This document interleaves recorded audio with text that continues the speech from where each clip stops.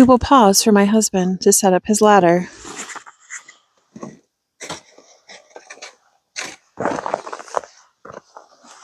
In hopes that he falls down.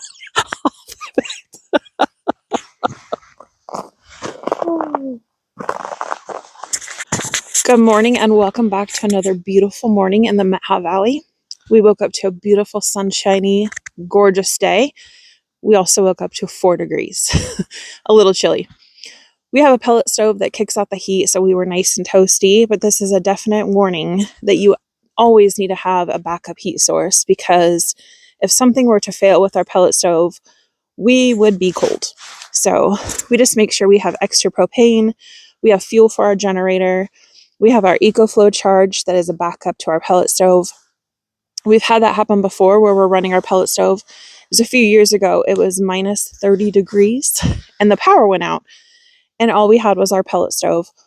Well, when the power went out, the entire little cabin filled up with smoke. It was absolutely horrible. And our generator would not start because it had been sitting outside in the cold weather. We had to bring in a kerosene heater, which luckily we had, and we had extra kerosene. We had to bring those inside the cabin to warm up our generator to get it started so we could get the generator warmed up enough that we could then turn the generator on to get our pellet stove running, which took hours. We had frost on the inside of our windows. It was definitely like me and the dog huddled up together, and it was freezing. So this is just a definite warning that you need to have 2 heat sources, maybe 3 heat sources with cold temperatures like this, which I think we're only going to be seeing for maybe the next couple days. Then it's supposed to rise up into the teens. And then we actually go back to about freezing, 32 degrees at night. So looks like in the forecast we have a couple inches of snow coming in this next week, which I'm kind of looking forward to since it feels like we didn't get a lot of snow this year. But I definitely will take these sunny days when they come because they're outstanding here. It's so gorgeous. It's so beautiful. And it definitely makes you want to get outside and start doing something and looking forward to spring. I have garden plans this year. Every night I just kind of think about what I'm going to be doing in the garden. And so it's fun to think about spring coming for sure. Warming up a little.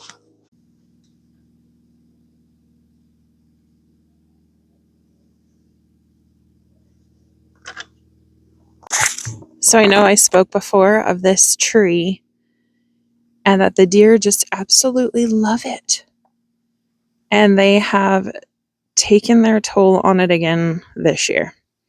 We definitely need to get it more secured off, especially even with spring coming too, because they will just eat this thing down to nothing. And I love this tree. It was so beautiful before they touched it. So we got to work on that. Well, I was going to take you inside the garden and show you what we have established so far, but the gate is frozen solid shut. So I'm going to have to give you just an overview from the outside and show you what we have.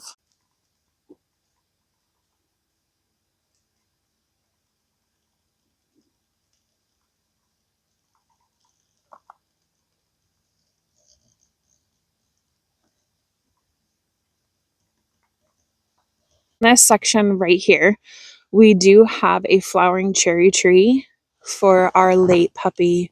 His name was Church, and he was the absolute love of our life. He was a Catahoula leopard, and was just the absolute best dog that we could have ever dreamt of. And he is laid to rest underneath the cherry tree.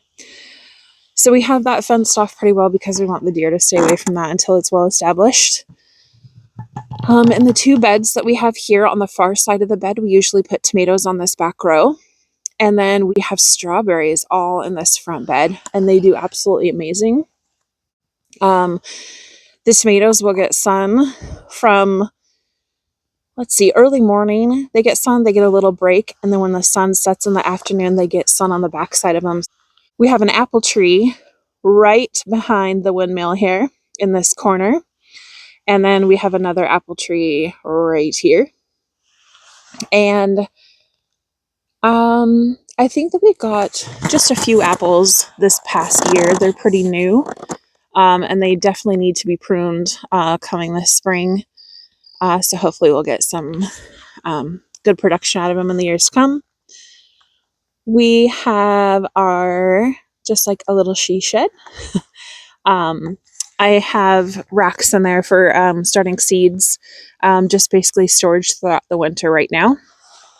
Above here, I do put some climbing petunias, some ivies also in there, so it hangs over and kind of fills that up, fills in that upper flowering pot up there.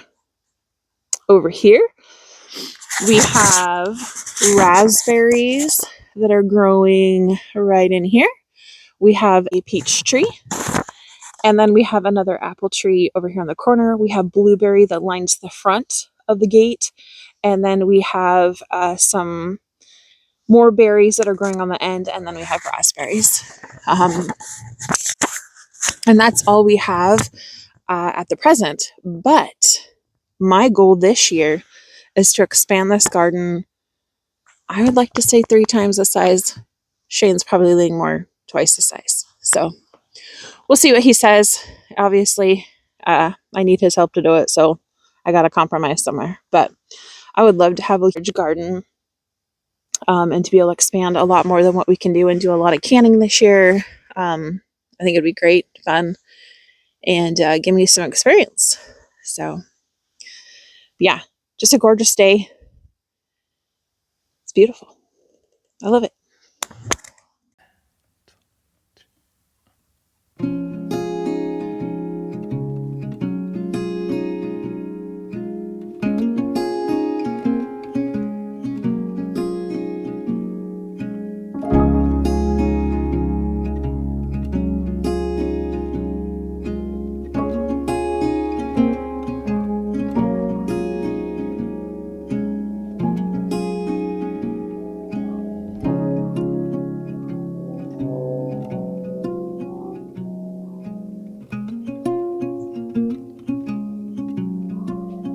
Turkey tracks.